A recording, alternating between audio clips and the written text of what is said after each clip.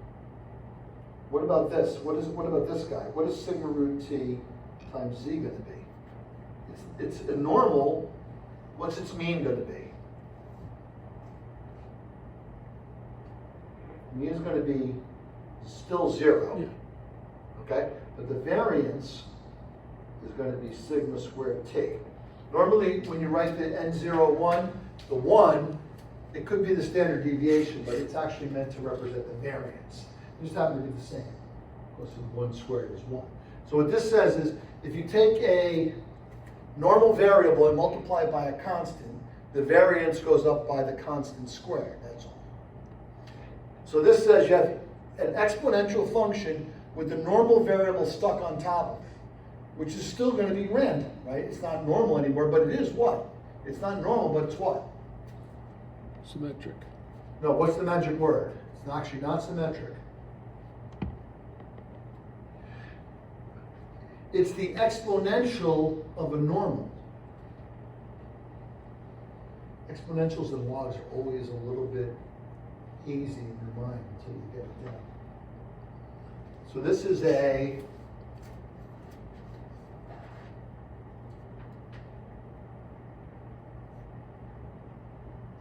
log normal. Why is it called a log normal? Because if you take the log of the exponential, what happens? Cancels out, right? Log and exponential inverse. And what are you left with? What is the log of e to the x? It's x, right? So the log of e to the sigma root t z is equal to sigma root t z, which is a normal. Log normal just means that you have an exponential, and on top of it, you stick all of the outcomes of a normal. Every time a normal variable is distributed, take its exponential. Okay?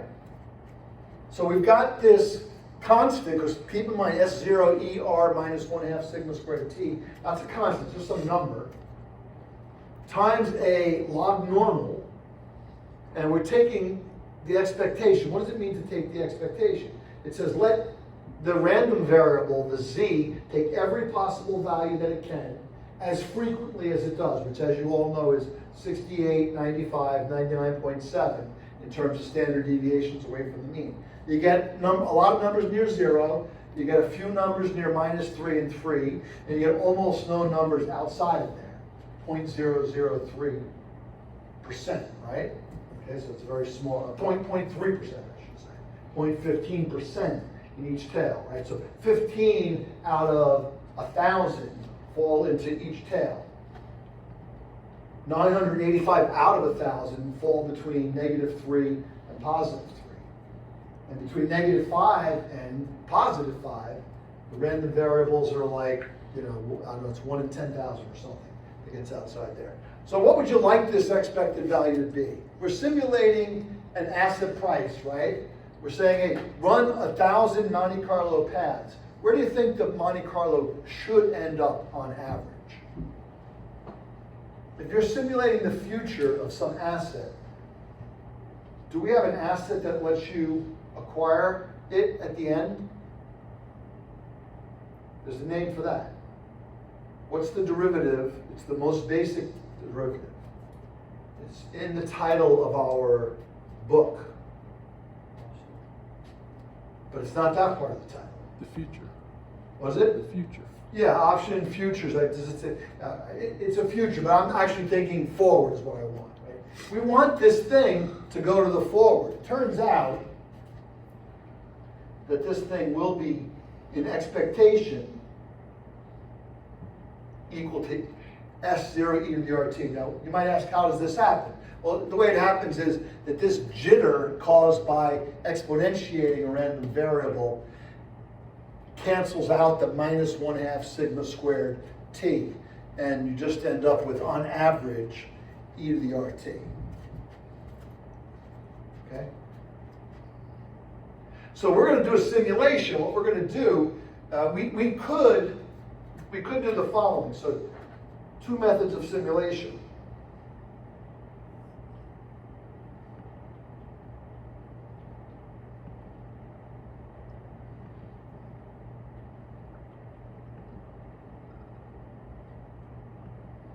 one is path dependent. And what we say there is that, I'm going to get rid of the subscripts now. The change in S is equal to rho S delta T plus sigma S delta Z. And that's going to further become sigma S times the square root of delta T times epsilon. Epsilon is, in this context, it's just a sample from a normal distribution. What does it mean to random sample? I say, hey, give me a random number. Well, first things first, you better give me positives and negatives 50-50, right? Otherwise, I'm going to say you're biased in your simulation. And if I say, give me a random number, a normal random number, you say 50. You're like, 50? Since the beginning of the universe, 50 has not been seen. And we need to live 10 more universes before we yet to get to be seen. I don't know if 50 is the number. You said 5,000 for sure. But if you say 2.7, I'm like, okay, that's a pretty big random normal, but it's not crazy. It happens 10% of the time or something like that. Whatever a 2.7 is, right? Standard deviations. It's not 3, which would then be only 0.15. It's probably pretty close to 1 or 2%, right? If you said 0, I'd be like, yeah, okay, 0. 0 could happen. You said, 1, I'd be like, yeah, makes sense. You said -1, I'd be, yeah, okay. You said 800, like 800. No. And you can do this for, delta T is equal to capital T, let's say divided by, 1,000. And then what you're saying is that I'm gonna go from today to capital T in the future.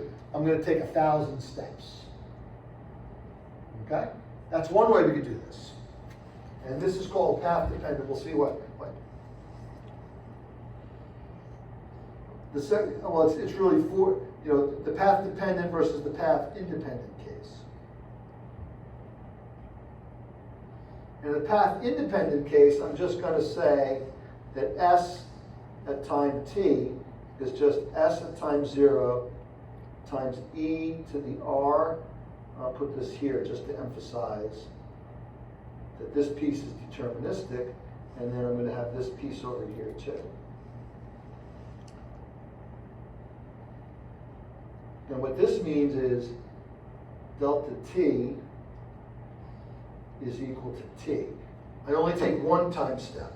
So for Europe, if we're simulating the price of a European option, which, mind you, we don't need to do because the Black-Scholes formula will give us the price.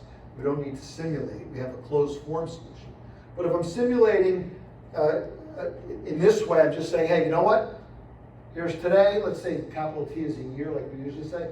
Just get there in one step.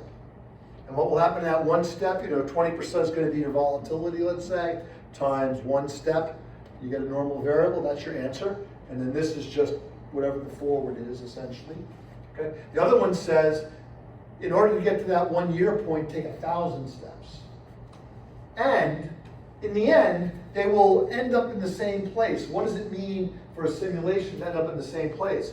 They have to have the same expected value, and they have to have the same variance. And because it's a normal distribution, that's all that matters, is the mean and the variance, right?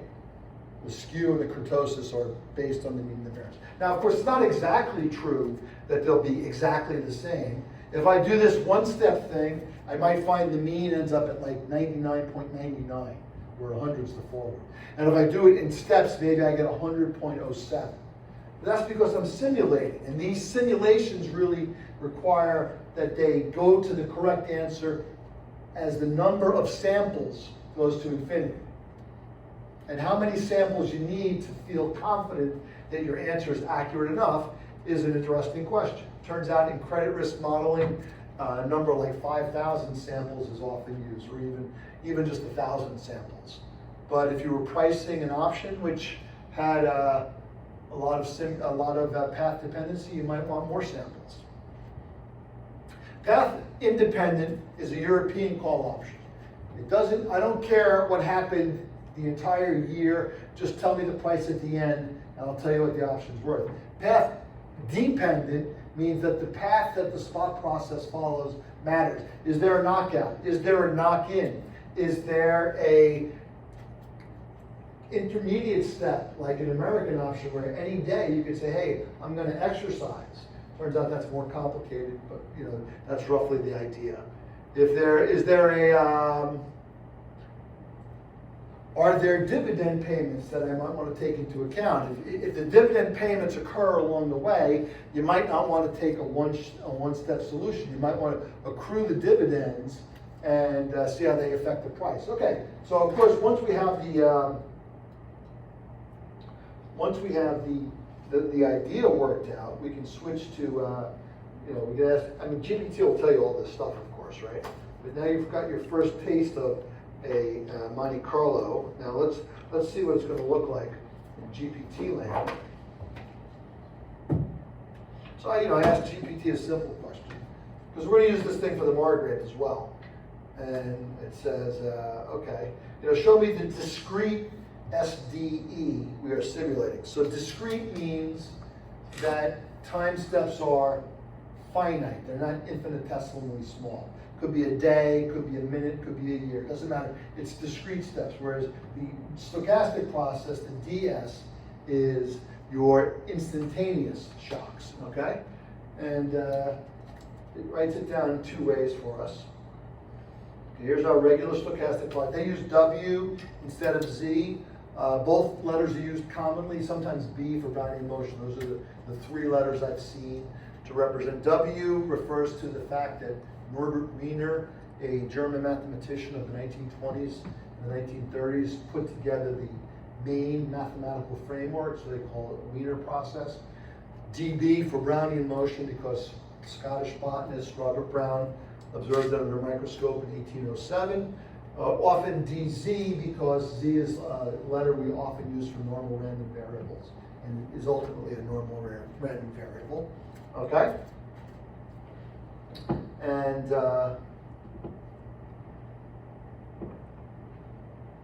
so the Euler scheme is this one, right? Where this just says I'm going to get to ST in one shot. So what I'm going to do is I'm going to generate, let's just say, 1,000 samples Z. So I'm going to get all the numbers that fill out from -3 to +3. I'm going to get 1,000 samples of it. A lot of them concentrated near 0. There's a few in the tails. I might even get one that escapes -3 or +3. Actually, we know, we just talked about it, approximately 15 of the samples should be in each of the two tails. And if it's a good random number simulator, you'll see that. Now, you might not see it with 1,000 samples. It might not be good enough. But if you do 10,000 samples, you are going to expect to see about 150 in each tail.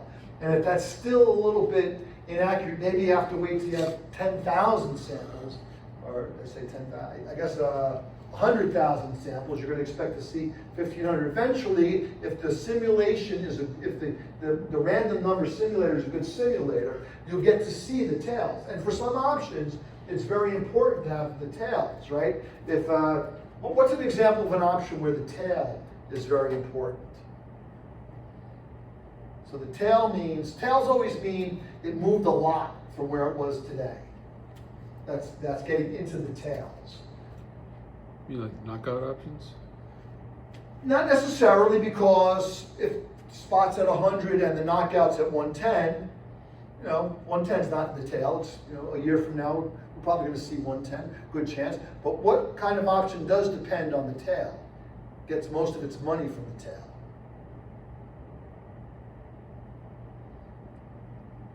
What kind of option do you buy if you think there's going to be a really big move? Something that's out of the money. Out of the money, right? Out of the money options have all of their value in the tail. If the 3 standard deviations is from 100 to 130, let's say, using 10 volatility, right? And if your strike's at 130, you need to see numbers that are in the tail. You need to see the 131, the 135, the 140. And if you don't generate samples out there, you're not going to see them, right?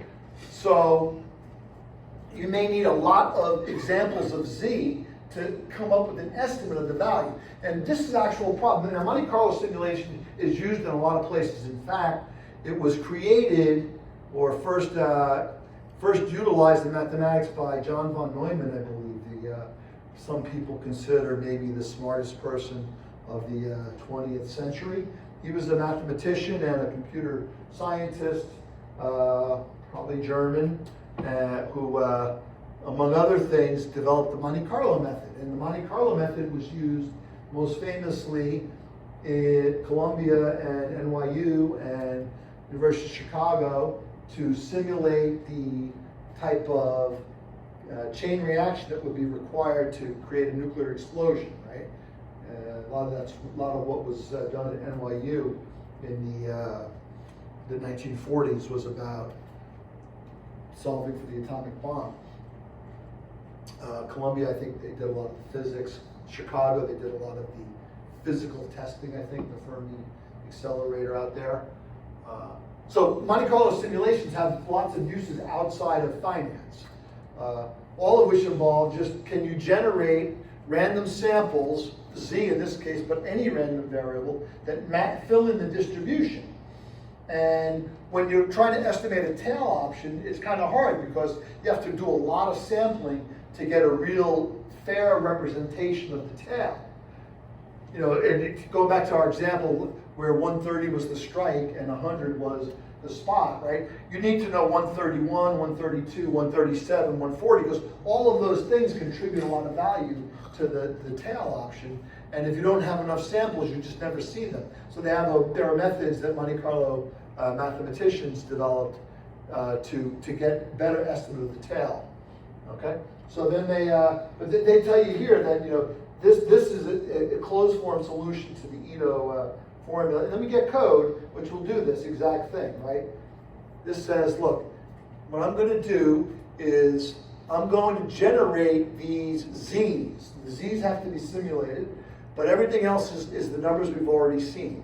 And if you recognize in Python, this is an operation that can be vectorized. What's the main point of vectorization in Python is that Python by itself is slow. So things that are slow in Python get bundled up and sent into the C language layer underneath the Python in, say, NumPy or SciPy stats, let's say, that do the calculations very fast. But this is a nice representation. What you can say is, give me 1,000 Z's. So give me 1,000 samples from an N01 variable, and then you can stick it into this formula, and NumPy will create 1,000 values of S of t. And once you have that 1,000 values of S of t, you subtract the strike, which is k, and that's the payoff on each path. And then you take the average of the payoffs, multiply by the discount factor, and that's going to be your Black-Scholes formula. Okay? And then, as I mentioned, the so-called Euler-Maruyama method. Maruyama, obviously a Japanese mathematician. So Euler from the 1700s and Maruyama almost certainly from the 1900s. How'd they both get their name on the method? I'm guessing that Euler probably did some math that said this would work in theory, and Maruyama probably did some computing and some math that said, and here's the things you need to know about that math. And they used the letter xi. This is xi, to represent a normal variable. We used epsilon, which is easier to write in my book. Okay? And this one just says, look, you take, if you need many time steps, you take capital T and you divide it by capital N. N is the number of time steps I'm going to take. And if it was a path-dependent option, a natural place might be to say, I'll take one step every trading day. And if it's so for example, if you had a knockout option like on a stock, but the knockout could only occur at the end of the day, if the market was, the last price of the day, that would make perfect sense. Take one step a day. Now, if the option can be observed all throughout the day, observing it once a day, would that make the knockout less likely to occur or more likely to occur? Where's Prashant? Oh, there. Blank spot. So if I only observed if I only took one step per day, would I be more likely or less likely to see the barrier get hit? So all day long the stock's doing this, right? As soon as it hits the barrier, it's knocked out, okay? But if I wait till the end of the day and I say, is it above the barrier? Am I more likely to see it than if I observe it every minute or less likely?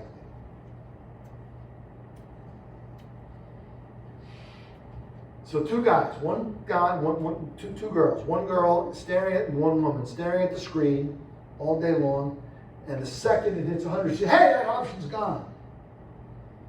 The other person goes to get coffee, walks around, comes back, 4 o'clock, the barrier's not broken. So which one's more likely to see the barrier broken? First one. Continuous observation, right? And because of that, there are some options which are discretely observed, some of which are continuously observed. We had a closed form solution. I never put it up on the board. I'll give you some code on it next week for the knockout option. Just like there's a Black-Scholes formula, there's one for knockouts. But that one relies on continuous, literally 24 hours a day, every day, being observed. When you only observe once a day or even some other frequency, the chance that you'll actually see it when it breaches are reduced, and consequently the barrier is less dangerous to the long, and the option price has to be adjusted. Okay? All right, so let's see. Now I just wanted to show you one thing. All right, that's going to be our process. We'll price it. We'll look at a Black-Scholes option too. I don't need this thing. Nope. So the new thing, PyCharm is trying to sell me stuff. All right, I'm good. So just to let you know, to show you that I also experience the kind of problems that I encourage you to use PyCharm. I go here, look, I right click and I try to run Monte Carlo pricing. I get this message at the bottom. No Python is found at eHays, App Data, Local Programs, Python 3.2. It can't find the Python. All right, this is a problem that you'll have when you learn, so I got to dig a little bit now. In PyCharm, I've been doing it long enough. I know I need to go to settings, and I need to look at the Python interpreter.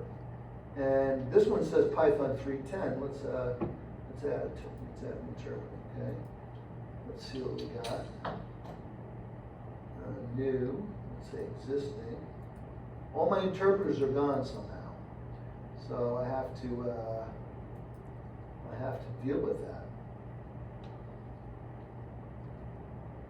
Python packaging tools almost feels like PyCharm did some kind of update. Now, this one claims to think there's a virtual environment in this thing here. Cancel. Let's just go see. Escape a second.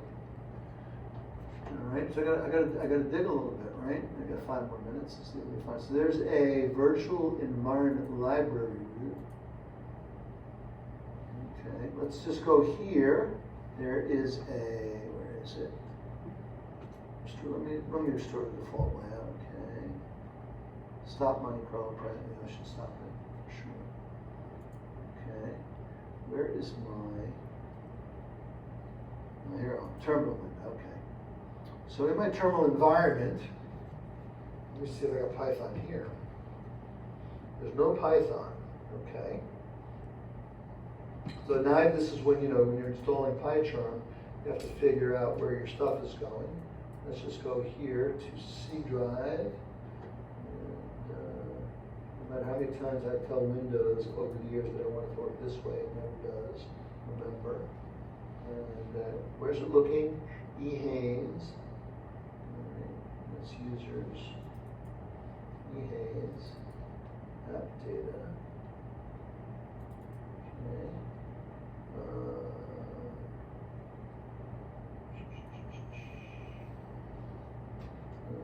Programs or local programs. Okay. Python. There's a Python 3.9, and there's a Python 3.11. So both of these will have Pythons. Let's see this. This is what you're doing when you're setting your environment. The first thing you're doing is saying, hey, here's where you can find Python. So let's go back over here, File, Settings. Let's create a new virtual environment. Okay, remember we said virtual environments are the way to go. And I'm going to go with existing. I'm going to tell it where to look now that I found it. Okay, look, it found Python. It found something. Okay, look, it already found something. So let's go okay. I don't know how it, I haven't done anything on my computer in the last week. So now it has a, okay. Now it appears to have a Python environment. Let's see what happens if I try to run.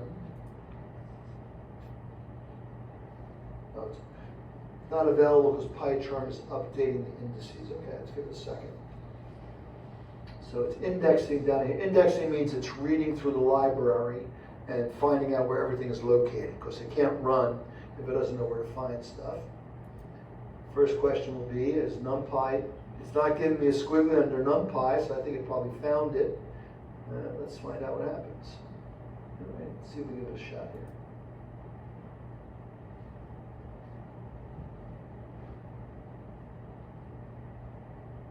Right now it's compiling, so it's interpreting the code, and we get a price. So this is wonderful. So you can't really see the numbers maybe down here, but the Black-Scholes price, which should be exact, is 1045.06, and the Monte Carlo estimate is 1045.29. That's pretty good. So it's off. You see, it's not the same. It's off. There's error. I mean, there's also a little bit of error potentially in Black-Scholes because it uses ND1, which is also just an approximation, but it's close enough. All right, we'll talk about this more next week. It's a little dark.